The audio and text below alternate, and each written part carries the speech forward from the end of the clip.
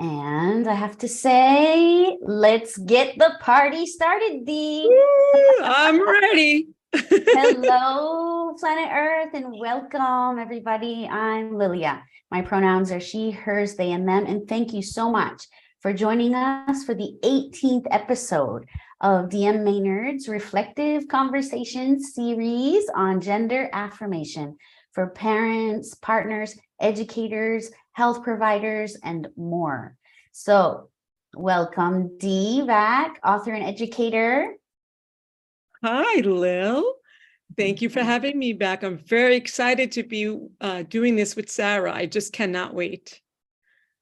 Thank you so much. Yes, it's always a pleasure to have you here, Dee, of course, for the 18th time. And our special guest, in honor of Trans Day of Visibility, we have author Sarah Coffey of her autobiography, Sweetgrass, The Girl in the Dream. Thank you so much, Sarah. Thank you. Thank you for having me. My pleasure. So before we get started today, I just want to thank all of our viewers and invite you to put your comments in the chat here on YouTube. And also, as we've been doing with Dee during the last couple of lives, we are also, again, going to do a giveaway, book giveaway, not one book this time, but two, since we have two authors here today. So 2 for 1. A signed copy of Sarah Coffey's autobiography, as well as the book of your choice by DM Maynard. So all you have to do is send a screenshot of your like, share, and message of this live during the live to me by email. I'll put my email in the chat in a moment so that people can send that over to me. And the first people in will be the ones who get copies of the books. Right, and they see you showed them the copies, you showed them the books so they know what they look like. Yeah, let's show the books. Yes. Oh, you have that. Oh, great. Let's show the books. These are these books. Okay. We've got 3, the one for parents and families, and also for teachers and for partners. Yeah, and I'm starting my partner groups again right now. They're starting now the cycle, and my parent ones. I'm now starting to do my groups, so I'm very excited about this. And I have so much to be thankful for working with you, Lil, and being able to do this about the blog, and we'll talk about that. Oh yeah, the blog. I'm going to put a link in the chat to the very first blog of a series that Dee is preparing for us on our website. So do check out our blogs by Dee. This last one was my daughter's FFS surgery. So it's the story, right, Dee? Is that it? No, it was about what partners, what your part is of your companion. If someone in your family is in transition or questioning their gender, what can your part be? And it's I'm really excited. It's going to be a series of 6 posts, and it'll touch on all different topics. And I hope people like it and keep, refer it to others. Thank you for thinking of me and your whole team of recommending me to be the one who does it. I feel so honored to do it with you. Yes, well, we do want to share high quality content for our followers, and that includes the family members, parents, and partners who surround the person who's in transition. So let's talk about Sarah. I want to talk about Sarah. You take it over, Dee, from here. Okay. I just can't get ready to do this with you. Hi, Sarah. Thank you for getting up so early in the morning. So for those who don't know, Sarah is in Australia and Lil is in Spain, and I am in the United States in New York. So we are on 3 different time zones. And today I hit the jackpot because I got the 5 o'clock slot. But what time is it for you, Lil? 11 p.m. And what time is it for you, poor Sarah? 7 a.m. 7 a.m. the next day. Yes, tomorrow. Tomorrow. It's my tomorrow, your today. So back to the future. Yes. So those that are listening, please have lots of compassion for Sarah, who got up at, I don't even know how early you got up, Sarah. So thank you. So I would like to know, for those who aren't familiar with your fantastic book, could you tell us a little bit about it and why you feel it was important to write? Well, the book started off, it actually didn't start off as a book. It started off as a therapy project with my psychologist when I was in transit. I have a habit of internalizing everything. And so that works its way out as depression. So I started writing it down. And when I finished transition, a friend read it and said that it ought to be a book. So lots of other people had told me that I should write it down. So it became a book. You know, so, whoever that friend was, I want to personally thank them because, and then the others. It's really a magnificent piece of work, and I flew right through it. I'm not always the fastest reader, to be honest. Even though I'm a teacher, I read a little slow, and slowly, and it flew. And as an author, I know sometimes it's difficult to decide, what to share in a book. I mean, I realize that it started out that way, but when you ended up publishing it, how did you decide what to include, what not to include from your life? And they were like, you specifically stopped at a certain place, and you even put in photographs. So that choice to do that, would you expand on some of that? Yeah, it was the version that ultimately went to the publisher was probably the 9th or 10th version. I put a lot of stuff in that I subsequently had to take out. It was a journey in itself. The book took 10 years to write. And I ended it in 2018 because that was the last high point. My life has been a roller coaster this last few years, so that's why it ended in 2018. And what about the photos? How did that part come about? That was really hard, actually. I had put those photographs of my old life away in the storeroom and hadn't even thought of them. But I came to the conclusion, just because I find it difficult to look at those old photographs, it would give the reader perspective on how far I've travelled in my life. That those old photographs, I find it very hard to relate to them, which helped in the end. Because it's like looking at somebody else. It doesn't feel like me anymore.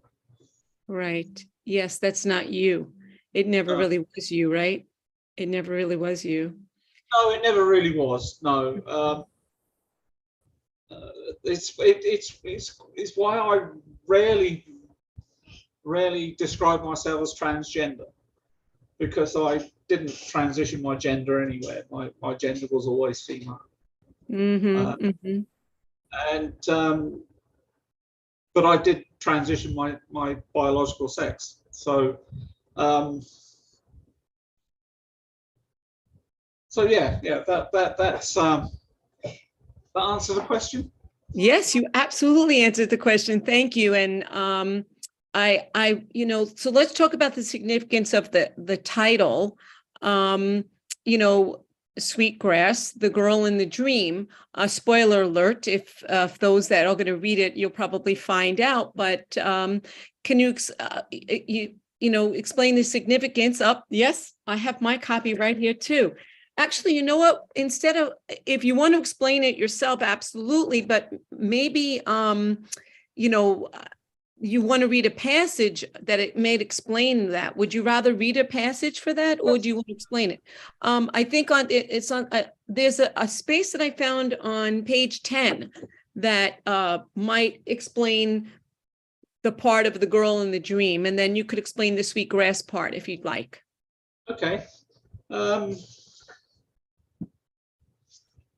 Yeah, so I was staying at my paternal grandmother's house. We were having a bit of a sleepover, me and my brothers and sisters, and I had a dream, and the paragraph I had a dream during one of these sleepovers, parts of which I have remained in my memory ever since. I remember being on a roller coaster at a fun fair with other children. I didn't know. As the roller coaster went up and down on its short journey, I laughed. I was so happy, waving my arms in the air, squealing along with the others. There I was, with long golden curly hair, a pretty pink summer dress with a lovely ribbon in my hair. I awoke confused and distressed, and no one knew why, and I couldn't explain. I went to the bathroom and looked at my body, and I knew it was wrong. I had the wrong bits. I was the girl in my dream, not a boy. I never forgot that dream and how it made me feel. Yeah, that. I literally cried when I read that part. I cried all through the book. Like, there's so many moments. I don't want to repeat myself later, but I might. There were parts that were so moving, and this was one of them. And when you read up to that part, even though it's very early on, you already know so much about you because you really give so much detail. And how is it to hear yourself read that out loud? How does it feel for you? When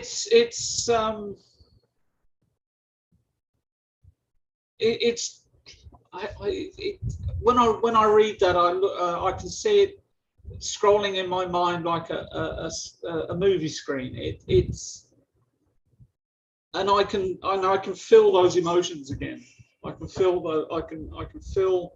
the happiness of my inner self shining through, even at that early age. I was 5 years old. Yes. And it is remarkable because you do feel the joy when you're reading that you really are able to express it. And yes, at 5 years old, you knew at 5 years old. And I've heard many, many, many people say that. You might not have the words for it, but you have the feeling and you know, right? Yeah. And what the significance of sweet grass? It's Sweetgrass is a referral to the sugarcane industry in Australia, here in North Queensland. Sweetgrass being a local colloquialism for sugarcane. And I worked sugarcane harvest for 7 months. That's how long the harvest takes. And I was on a crew of, best way to explain it was rednecks. And I endured daily abuse for 7 months. Most of it in public, most of it on two-way radio, so everybody in a 25-kilometer range could hear it. And it was abuse. It was terrible. But I mentioned in the book, I think, despite the sugarcane industry's best efforts, I made it to Thailand and completed my transition. Mm-hmm. You know, you talk about this a lot in the book. I mean, throughout the book, you discuss like many painful and difficult moments and times and inappropriateness that occurred, which we'll get into detail more of those later. But especially though, some of the painful things that occurred and the difficult losses that you endured in relation to family members and friends, places where you lived, the housing, your employment that you just mentioned. So how did you overcome that? How did you deal with it? It was as my transition went on, my transition became a fait accompli. There was no way that I could go back. So the only realistic option was to go forward. I'm a very stubborn lady by nature, and I don't easily let things beat me. They say you can only fail if you first give up. And I never gave up. I had my eye firmly on the prize. I knew what I needed to do to survive. And this is what a lot of the abusers and the people that I met and through my transition fail to understand, is that I had no choice. I had no way back. I didn't want to go back. I wanted to go forward. And once you start on this journey, I think there comes a point where a tipping point where forward is the only option. And for me, that arrived seven or so months into my transition, when I had a suicide attempt. Yeah. And that really was a tipping point for me. That was answering questions. Did I want my family, my children, to visit my grave? Or did I want to give them the chance of knowing Sarah? Did I want to live or die? Did I want to go on? And I chose life. I chose survival. Yeah, you go into that in depth in the book, and I remember there was like a roommate right, who was not very kind to you in any way, shape, or form, but somehow that person saved your life, right, Sarah? That's what you talked about, not even realizing they were saving your life. She had no idea. She had Right. absolutely no idea. In fact, when she saw me in the kitchen of that house we lived in, the sobbing and the tears, she panicked, but and ran away back to her room. But it was just that interruption was enough. Right. That's when suicide is, to prevent suicide is the reason why I feel this series is so important. And, that 1 minute, sometimes when a person's so desperate, if they could just, it's much easier for me to say this because I'm not the person that's going through that, but just hang on for 5 more minutes. You just don't know, right? I mean, that's how you describe it. I don't want to give it all away, but again, the only thing that saved me at that moment when I read this is knowing that you're alive. At the moment I thought, what did she do? And then I thought, wait, I know her now. She's alive. And it helped me to calm me down, because you never know. Sometimes you read books and at the end you find out. And there was, I know your family was, you lost a lot of your family members who chose no longer to be in your life. And they asked you not to really talk too much about certain things. Is that correct? I don't know how you want to address that in this conversation. Yeah, I can talk about them as my family, my children. But I can't talk about them individually, specifically. You were married, correct? You were married. I was married for 31 years. And my ex left on the day that I started my transition. And I waited for 7 years for her to come home. She never did.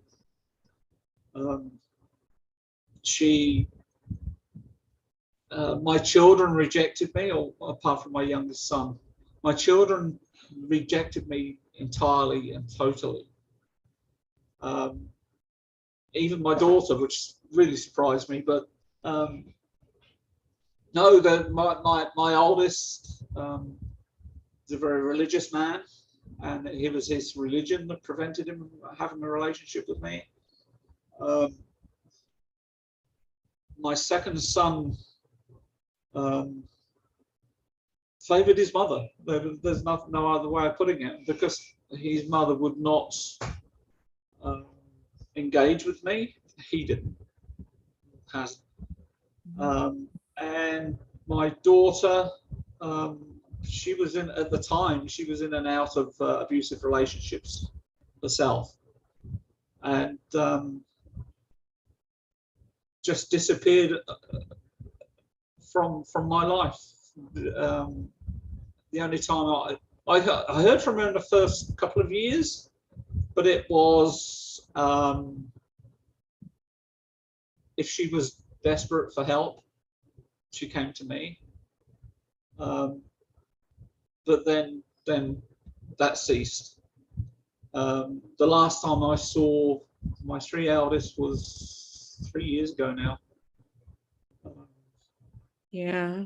That was unfortunately at my youngest son's funeral.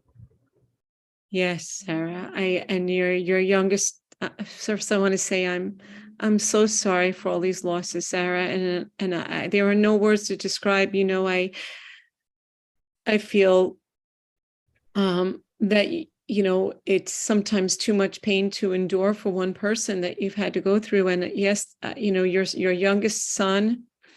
Oh my goodness, we all love your son when you write about him and talk about how he, you know, thought it through pretty much and then was able to follow his heart and be there with you and for you.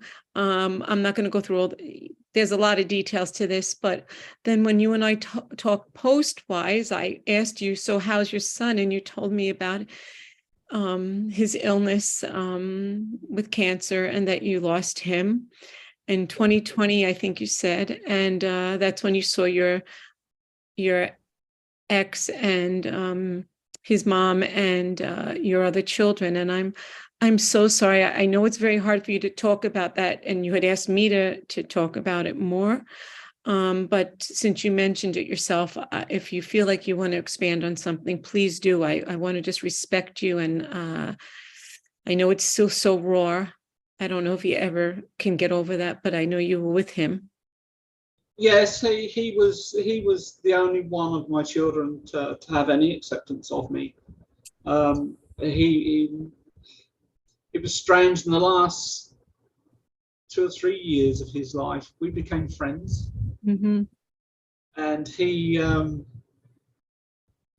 was a furry, I think.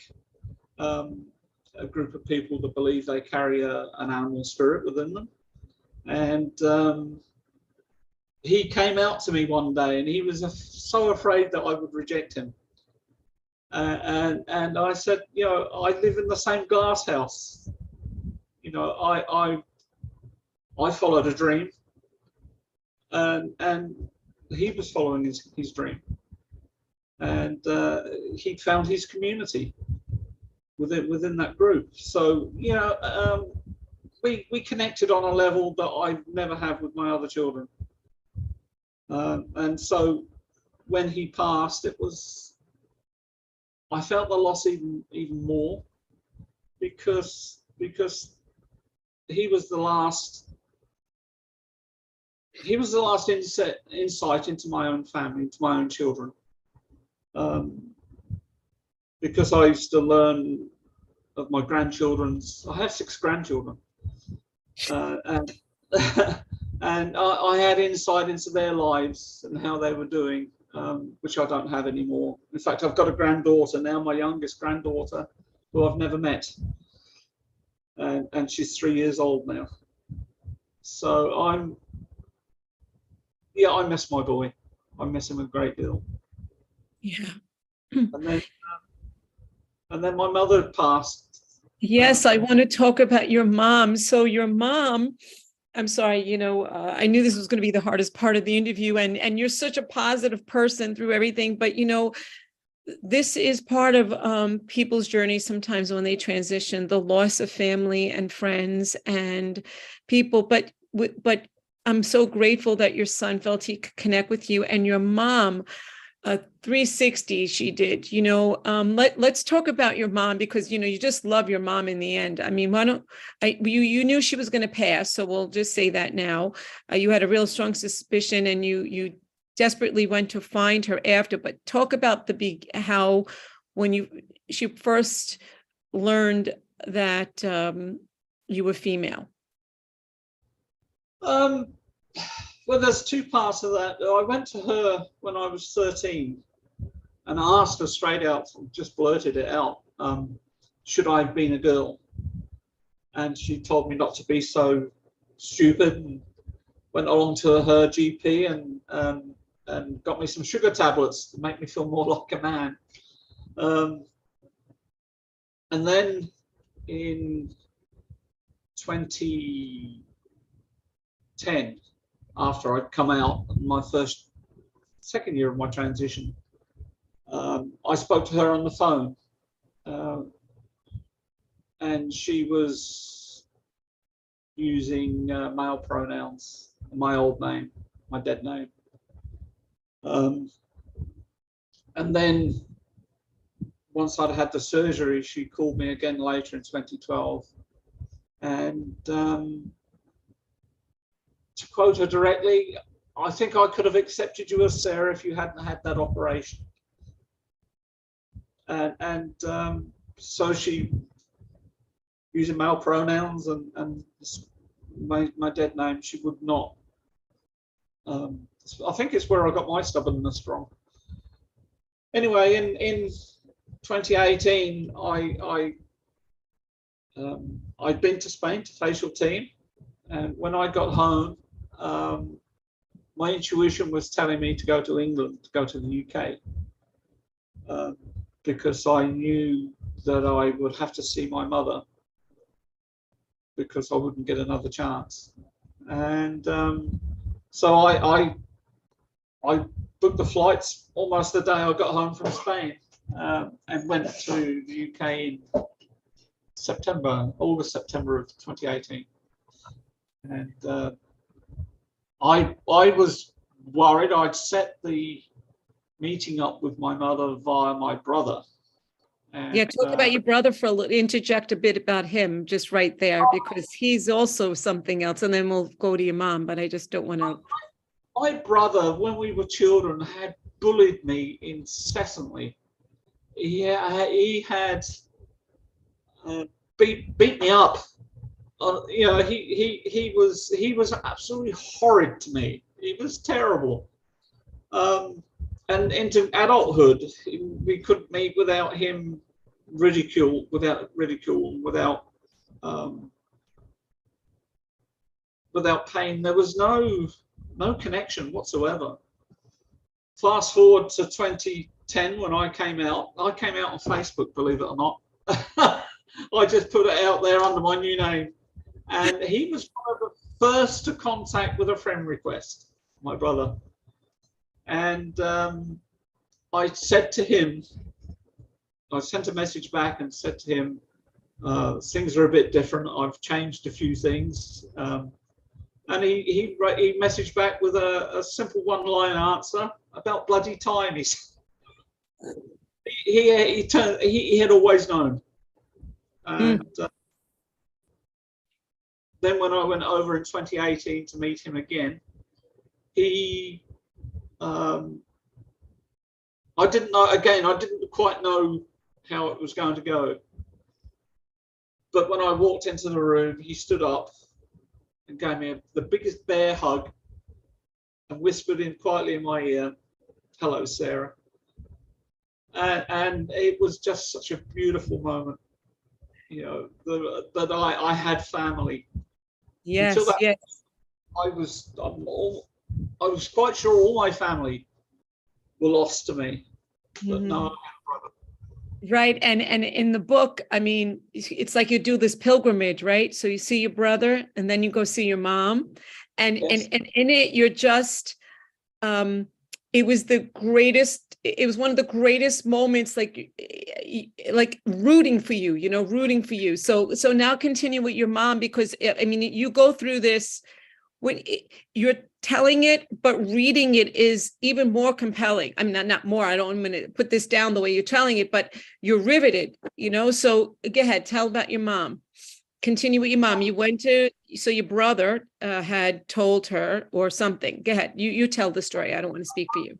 Brother had called her 3 or 4, as it turned out, 3 or 4 times, warning her that I was coming, what time I would be there, and not long after I had arrived, he rang again while I was there and asked my mum if I was there, and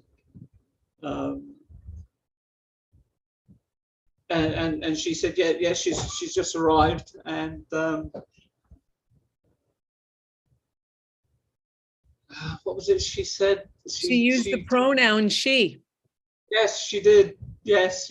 Right, I have to do this because I was so sad, crying before, so I'm so sorry. Forgive me, Kit. It's not very professional. It was wonderful. She used the female pronouns, and I'm, wow, my ears pricked up, and I'm like, maybe this is going to be a worthwhile visit. I was quite sure it was either going to be a very short visit or a beautiful reunion, and right. Luckily that was the second. Can you read a passage when, because first of all, when you're going, when somebody will read your book, they'll see how you felt and all the emotions you were going through. It's so well written. You bring us on this journey with you.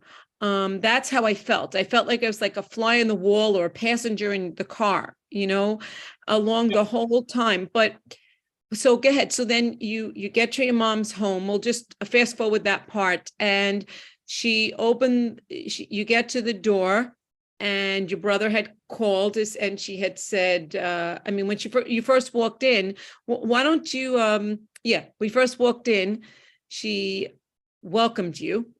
Yes. She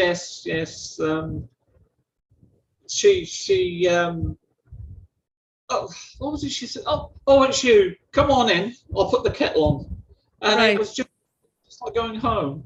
And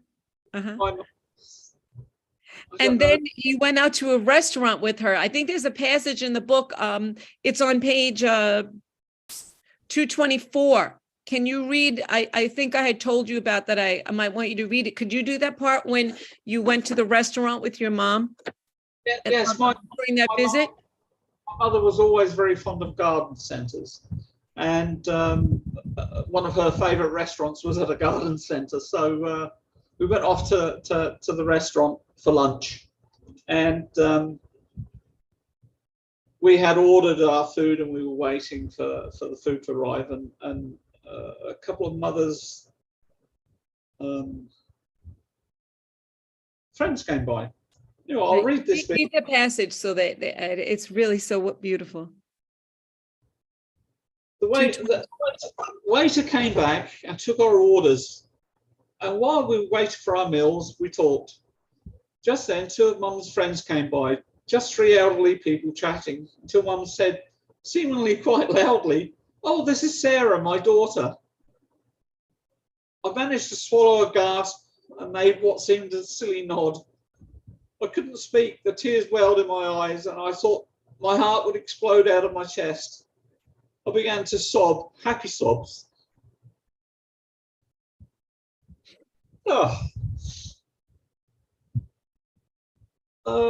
Mum, seeing my tears, asked, "What's the matter?" I managed to squeeze out a short sentence, realising I was holding my breath. I took a quick breath and exclaimed, "You called me daughter." That's what you are, isn't it?" she said. "Yes," I said, still faltering. "Silly cow," she said, rolling her eyes.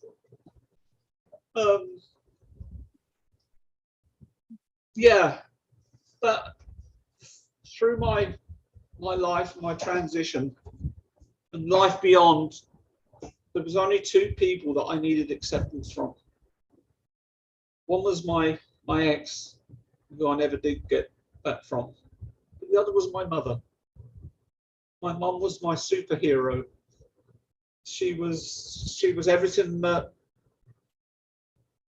that I wanted to be. And when she called me daughter, it was the culmination. I felt like I had arrived at my station. That this was journey's end. That I'd gotten there, and yes, that was. You know, I just, it's a personal commentary, but I just want to say, you know, I never want to diminish how difficult it could be for some family members and parents and partners. And all my work is to help support their journey as a person is in transition, their loved one is in transition. But I think what really came out in your book is how much pain and suffering a person goes through when people are not supporting them and not there for them, and the loss and the pain. And so these dualities of the now there are many people whose families are 1,000% with them 100% of the time, their partners, their family members, their friends, their educators, everyone in their life. And then there are also those that don't have that. And for anyone who is listening or cares to take 5 minutes to listen to your story, to know that you could make such a difference so that you don't, the person you love doesn't even contemplate suicide, that doesn't feel alone. I mean, I feel like I want to beg people when they don't understand that their love and support, you don't have to say this is anything other than I love you. That's it. You're not going to ask much more, and to say, I'm here for you. And if you can't, try to find others in your family that could, or others that would be able to be there so you don't feel so alone. Because Sarah, you so beautifully showed how alone a person feels, and how all you would hope for, you're not harming or hurting anybody, you're just being yourself, you know, and to be loved. And so, I mean, that's really what comes through so clearly, whether it's the people at your job. I mean, you had to navigate the finances, the gatekeeping, the researching, right? And we'll get into that. But the people that abused and harmed you along the way, and I, you know, all through the thing, I wish I had 5 minutes with your spouse, that I could just talk to her for 5 minutes, you know. And I'm not saying that anybody has to do what I say or anybody else, to just try to give another lens. And I would always respect the space that people need to process what they're going through, you know, the companions, the parents, the partners, the family members, but to maybe have an open dialogue and even remain a friend if you can't have the same thing. Again, that's just my wish list. That's just what I feel. And so if anybody's listening and is getting angry at me, okay, that's your right. But I just want you to know that the loss of somebody so wonderful like Sarah, it's such a terrible loss.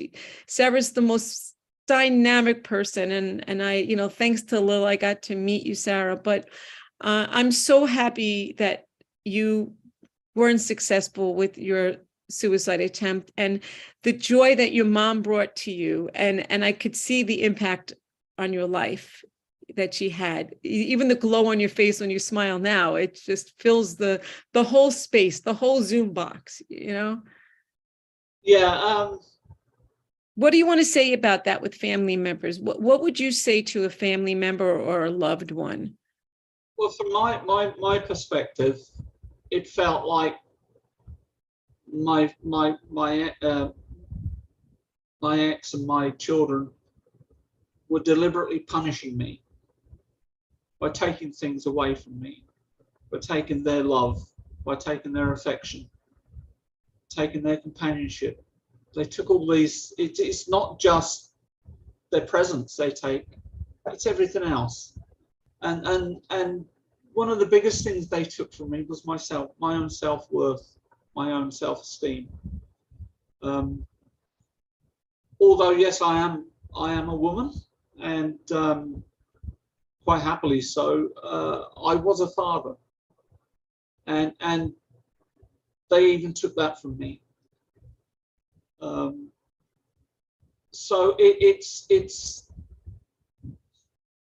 hard because they don't take all this all at once. It's a stepped thing.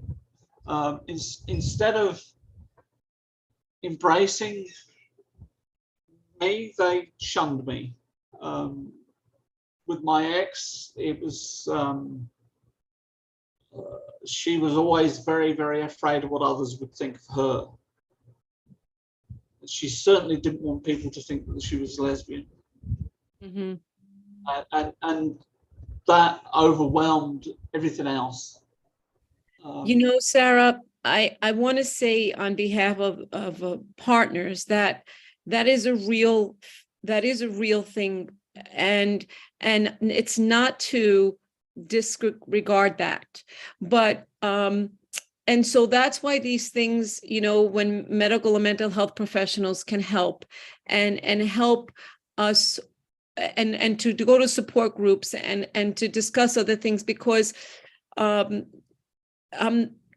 there are many ways to be supportive to a person, even if you don't stay in the relationship that you once had. No one would ask anybody to be untrue to themselves as well.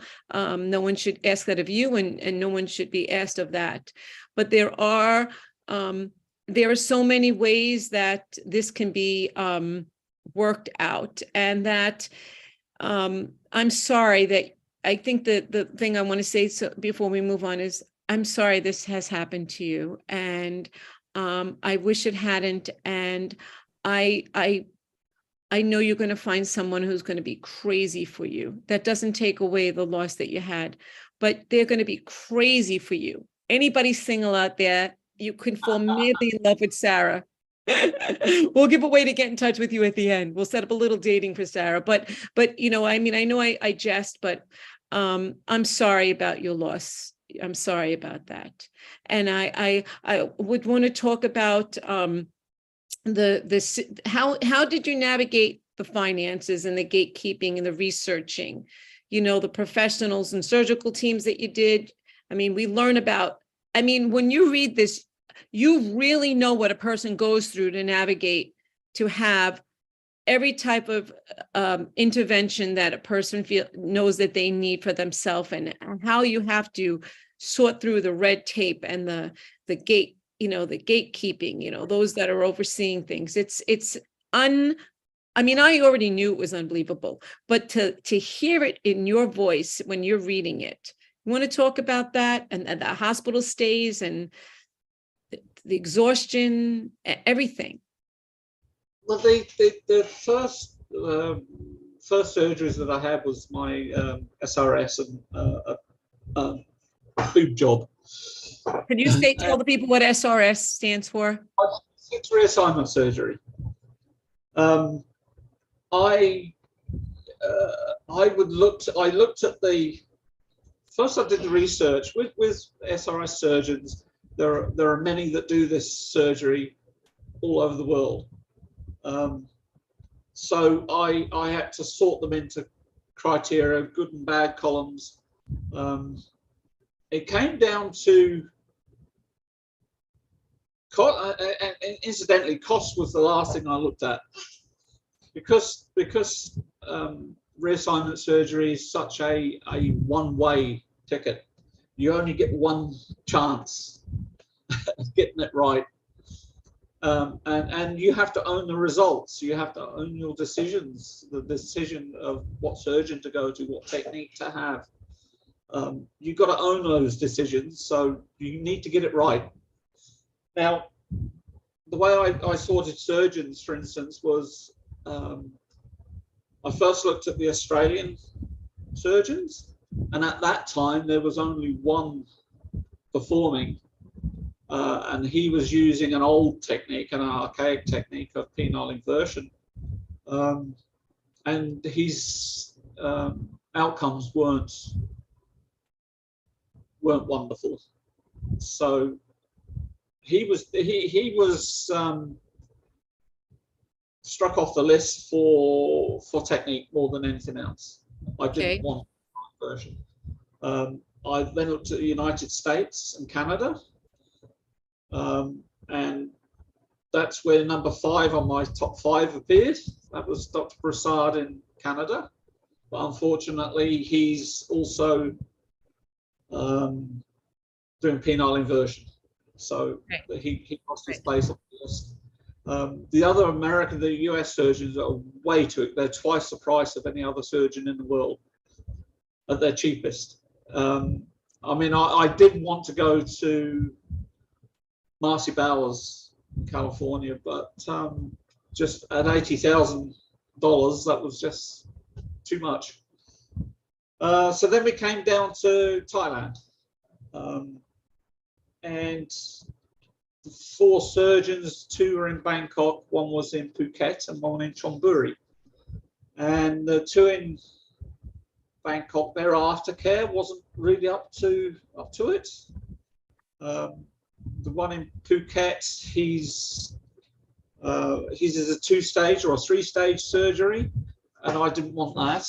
So I mean, you go through this in the book in depth. So what I really want to get to really here is because this is a very long part in the book, is but thank you for sharing it. And the surgeons you mentioned are great surgeons, and maybe they would work with people. So I just want people to know that it's a possibility. Is the point of it is the expense.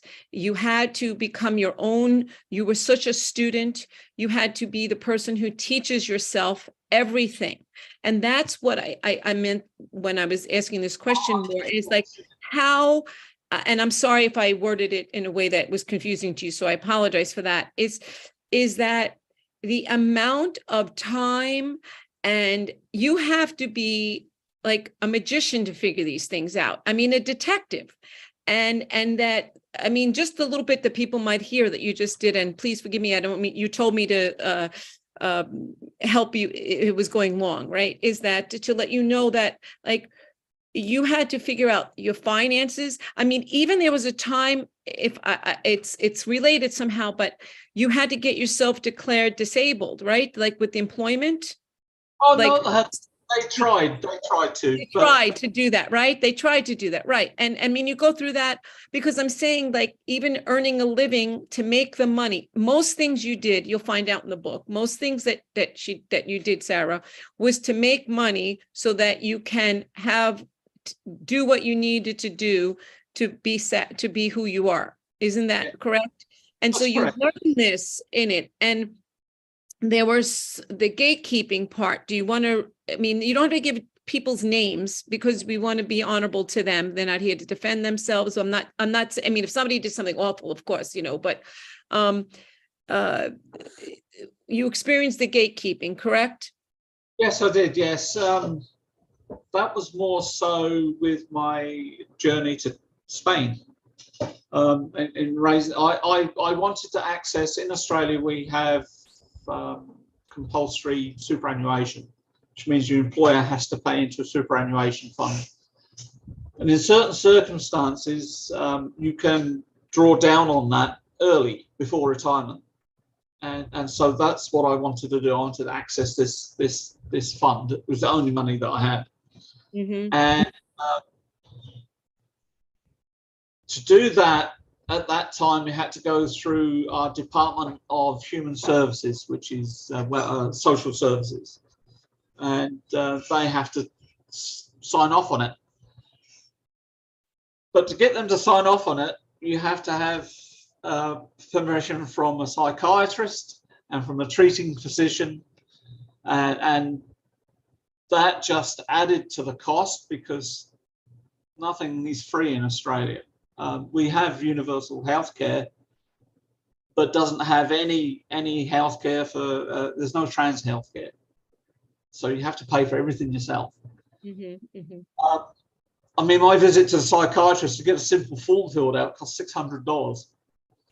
And then once I got that permission from, it took 5 attempts, but I finally got the permission from DHS. And then I had to send that off to my superannuation fund, who then sent the money back to me, and then I could forward it to Spain. Right. That was so what the thing that stood out to me here is the amount of time, the hours, the weeks, the months, the years, just to get the finances that you have to come up with, whether it's the jobs you had, the things, the abuse you had to take from employers because you needed to put up with, you felt you needed, understandably so. And then even it happened with the gatekeepers and the amount of money and the time. And so the thing that I wanted to know is, what would you recommend to others who are now where you were and need to follow the same path? Have things changed at all that you found? In employment, it has changed. When I was in transition, I couldn't get work except on the sugarcane harvest. People don't want to employ a trans woman because they're afraid they'll scare the customers. And so it's like a benign discrimination. Doesn't seem very benign to me, to be honest with you. So I want to say, anybody out there, please hear what Sarah is saying about employment. And please look into yourself and understand that people are employable, and that Sarah when you read the book, you'll find out how hard she works. And this is the case for so many people who are identify as trans and non-binary, and along, the way they are shunned and not employed. It is really discriminatory to me. It is really awful. And I think that you're saying that it's changed a bit. Did I misunderstand something? It seems, I know locally, I know quite a few girls, trans women, but I've got good jobs, even in retail at shopfront. So things have changed in that respect, that we're more visible now, and employers are realizing that we're not really scary people. We're not going to scare off their customers. No. The reason I mention that discrimination in employment is because when you're in transition in Australia, you have to pay for everything. I mean, my transition has cost me $100,000 so far. But if you haven't got a job, you can't pay for the surgery. And so it's a vicious circle. There are so many women in this country called trapped in transition, because they can't work, they can't save, they can't progress. I've been lucky. I mean, I was tenacious enough and determined enough to succeed. You have to look at your strengths, the good and bad columns again, of what's achievable, with what resources, how to get those resources, how to move forward.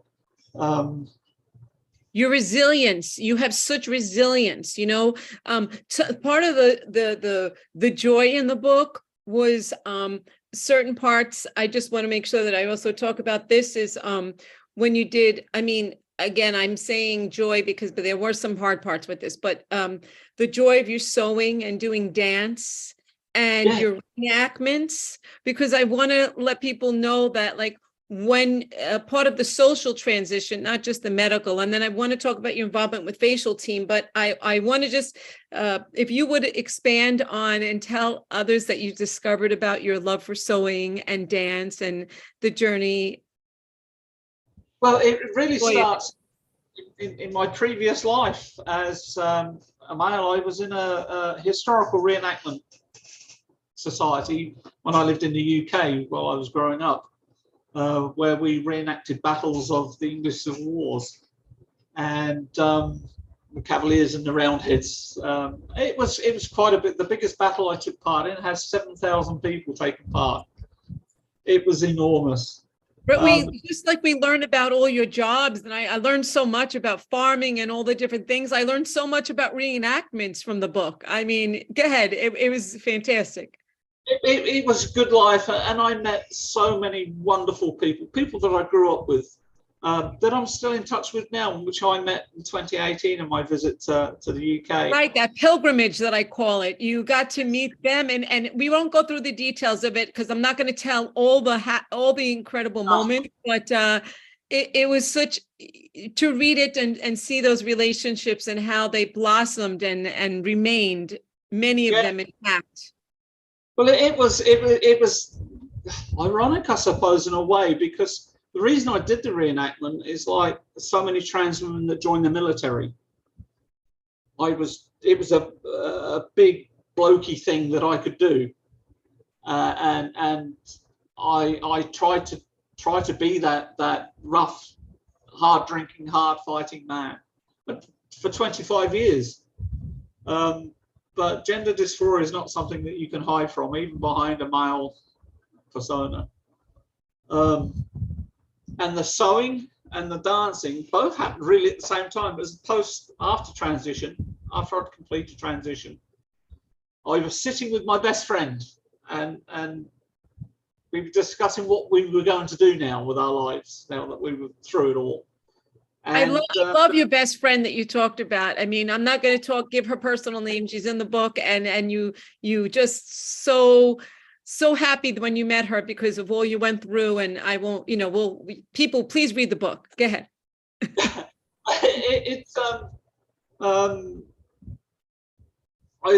said to her, I'd always wanted to dance, but felt that I could, because it was a feminine pursuit, and I felt that I never could. Because it would disrupt my male persona that I so carefully put together. It was belly dancing, Sarah, right? You wanted to belly dance. Yes. I mean, come on now. Yeah. Yes. And I was terrified, absolutely terrified. There was I was like, felt twice the height of any other girls in the group, and I felt twice as big, and I was like a fairy elephant. It was. It was such a journey, and the sewing. Well, I'd always liked building things with my hands, and again, sewing was one of those things that I wanted to do so I could build clothes, and so then I suddenly and I realized in that moment that I was now free to do those things, that I wouldn't be judged for doing them. Mm-hmm. And so I began sewing lessons, and yes. Now I create all my own costumes for dance. Yes, so. Yes. And I mean, and you perform and everything. And yes, there are people that were just awful throughout your dance part, but you talk about your fear about joining the sewing circle and about joining the dance, and there are hard things in that, but we don't let people learn about that as they read. But there was so much when you perform and you make your costumes now, and that is beautiful. I shared with you, Sarah, I love to sew, and I took a belly dance lesson or two, and it's a very freeing thing for all bodies. And you talk about being tall and this and that. I think I'll speak for myself. You feel everybody feels a little uncomfortable at times with their body, right? And then that's the beauty of belly dancing. That's the beauty of dance, is that everybody is beautiful. Everybody and everybody. And that's when you find the right circle of people to dance with, or, I do think yoga dance, like there are different things that what was so beautiful is you came into you, Sarah. You came into you. You were able to still have the reenactment and friends and do the sewing and do things that a girl in the dream never would have dreamt that she could have done, and never even knew she wanted to, right? And I mean, to just go full circle with all we've talked about. I mean, there's so much more that, I mean, I have a million questions. There were many people who, there were inappropriate questions, things have asked of you, and how you stood up strong and proud even through all of that. But the thing that I loved was how you described how much you loved Marbella and with Facialteam, and how wonderfully they treated you, and your experience with your best friend going with you, like you never would have dreamt somebody would have gone with you, and there she was. You want to talk about that, the joy of that experience? Yeah, it was, as I say, I explained the journey. It took 15 months to get the finances together, but finally I had it, and I booked a date and watched all that money disappear online. That was scary. Right. I just want to add to that, because you see, when you read the book, you find out that, you had to have a lot of trust, because you travel to countries, you might not speak the language, you don't know the people, you earn all this money, then you pay the bill online, and you have to just have trust. But I mean, Facialteam, so honorable. But go ahead. But it's where the research comes in. Exactly. Because we're also looking at the business behind the surgeon. Exactly, the business, yes. You're looking for other people's opinion.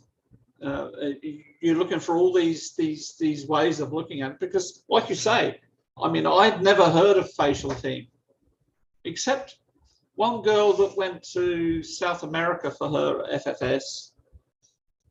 Facialteam was next on her list if that didn't work out, and that was the first time I'd heard the name Facialteam. So I googled it, and I found Facialteam, and but paying the bill was just part of it. There was the flights to organise, and to fly anywhere from Australia is a major thing. I'm sure Lilia realises she's been to Australia a few times. It's just you've got an internal flight, you've got two international flights, and then an internal European flight.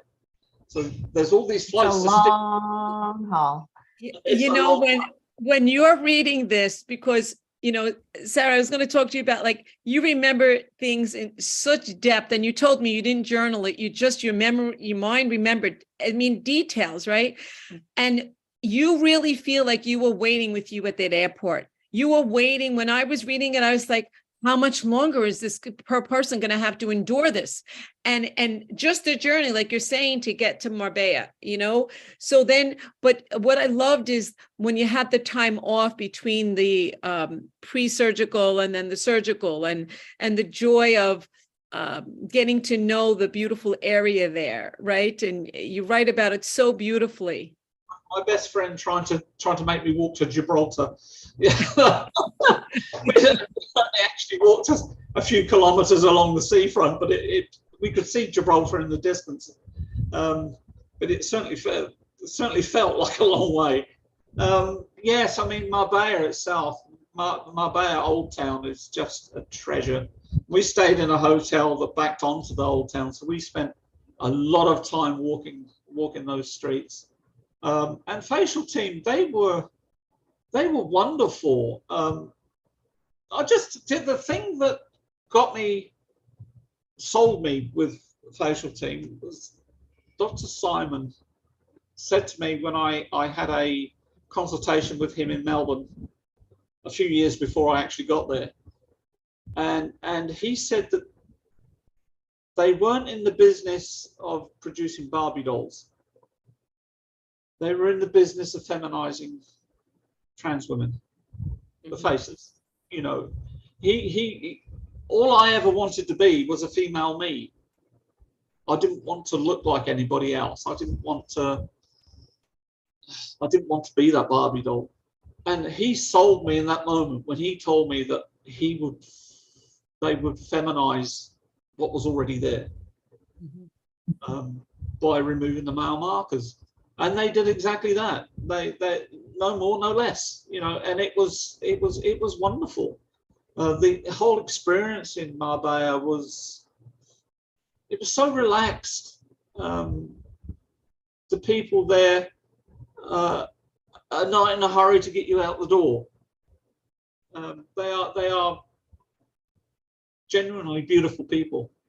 Yeah, you know, every time I read, and Lilia's top of the list there. Yes, yes, every time I would read one of the medical interventions that you were doing, the people that you chose, the places you chose, seemed so welcoming and so happy to see you if you returned.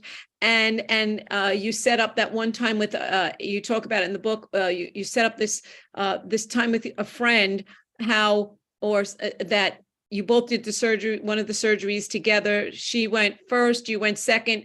And again, it really, when you read this, you really understand, I mean, what every detail that you went through.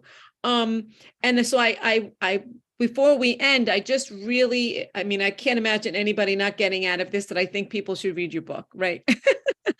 and I do think you should write us on this line if you want to. I'm going to screen them though, if anybody's interested in meeting Sarah. And, I didn't even tell you I didn't even know I was going to say that. But, I just think it's this most fantastic person. And so, you know, I was wondering, I mean, you achieved so much and you've overcome so much. Where do you see yourself in 5 years? Oh, goodness. Hopefully retired. What are you currently doing? I'm actually currently off work because I had an accident at work 18 months ago. Okay. Okay. Sorry, I didn't. Yes. Okay. I thought something changed since we spoke last. So when you said currently, so when you said you would like to retire, and then what would you do with your time when you're retired? Dance and sew. Okay. I'm with you. I'm going to come to Australia and do both of those things with you. Lil and I will take a little field trip, a long field trip.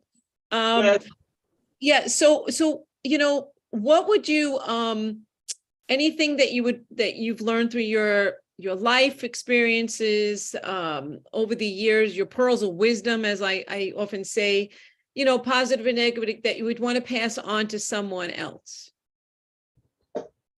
Yes, absolutely. If we are judged all the time, but for me, being judged on the amount of times that I get up after falling down is what's most important.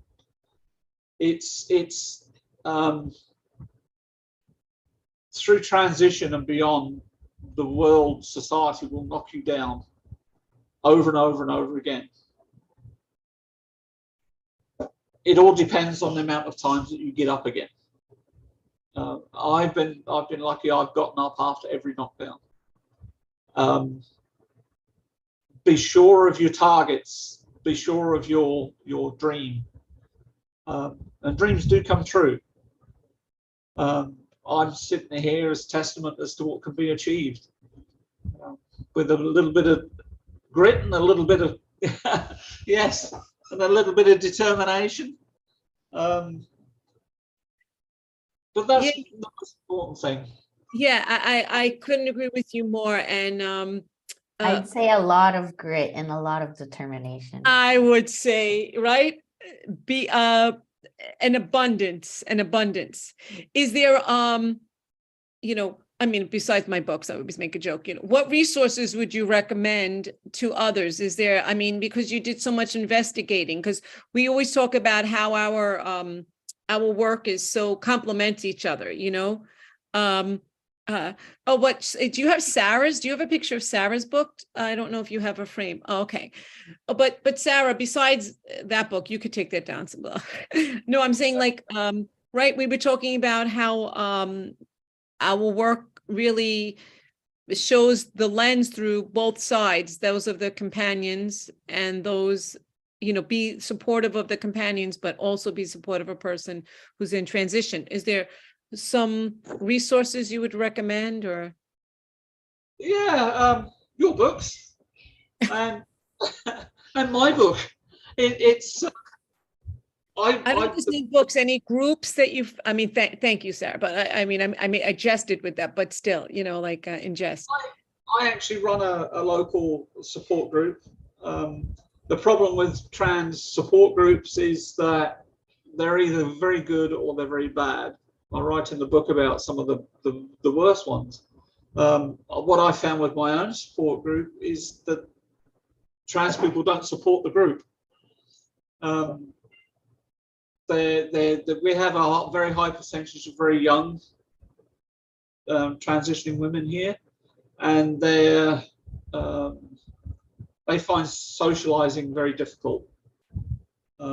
So it's not been very successful here, but there are the biggest resource in my transition has been Dr. Google.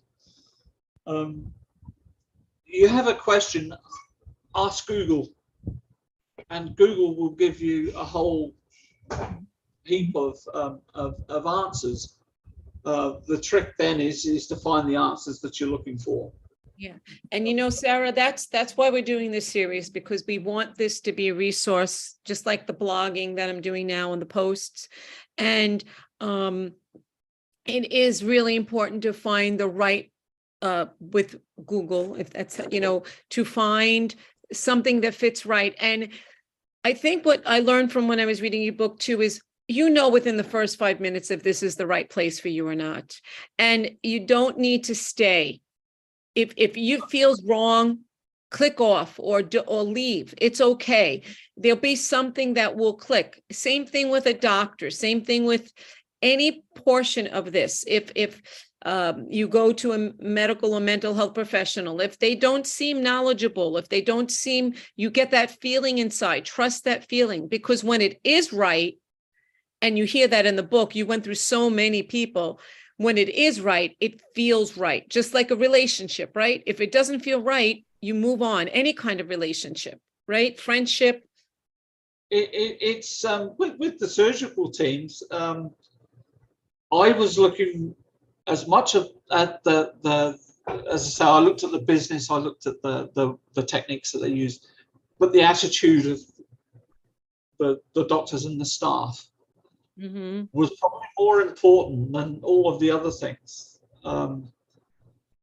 because you can find the slickest websites for surgical interventions, but they're not always backed up by the slickest of people. They can be dismissive. And one of the biggest things I found was that there are a lot of surgeons out there doing gender affirming surgeries, but they also do that. They're not dedicated to it. They're not dedicated to our community. They're dedicated to doing it because there's a nice little earner on the side, which is the problem we have in Australia. Is most of the surgeons performing reassignment surgeries, for instance, also they're urologists or they're doctors doing other things. Right. So, WPATH has a mentorship program, and there's plenty of organizations, that really, let if people are trained. Ask others in the community. Go on Facebook groups. Ask people who was good, what happened, because there are excellent, well-trained mental health professionals that really know what they're doing. And also, how we, our last interview was with a sibling who started an organization. People need help with the social transition aspect of everything. And, there's just so much to say. I was just wondering, is there anything that you wish, anything that you wish I had shared or would have liked me to have asked you that I haven't addressed?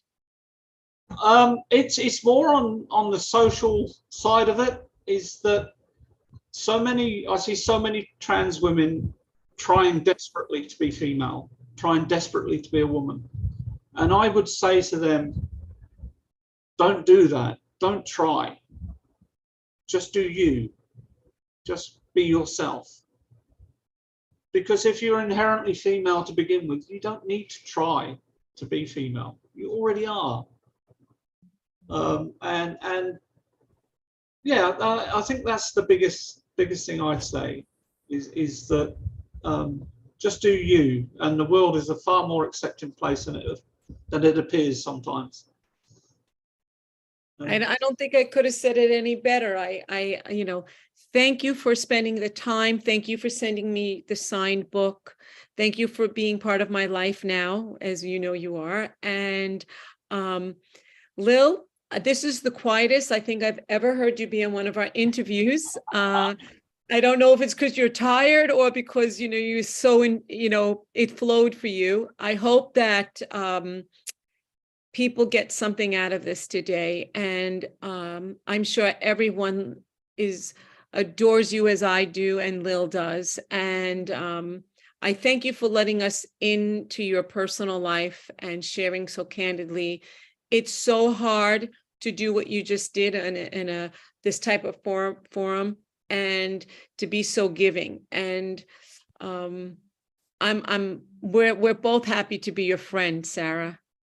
Proud. Absolutely. Proud. Can I just say one last thing about the book?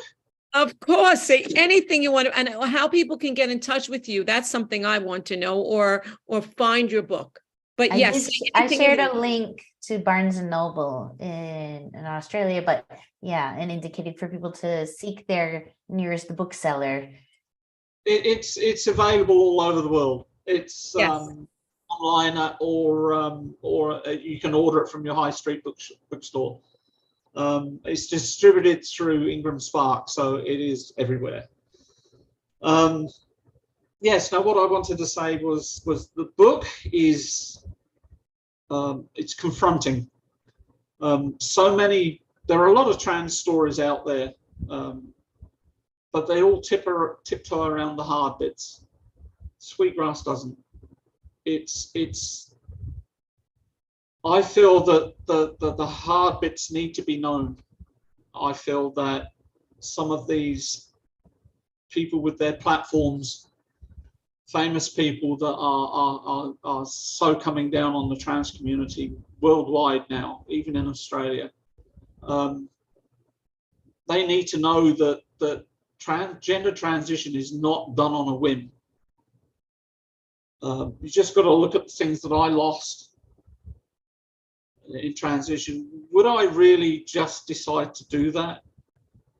I didn't wake up one morning and say, oh, I think I'll be a woman now. It doesn't work like that.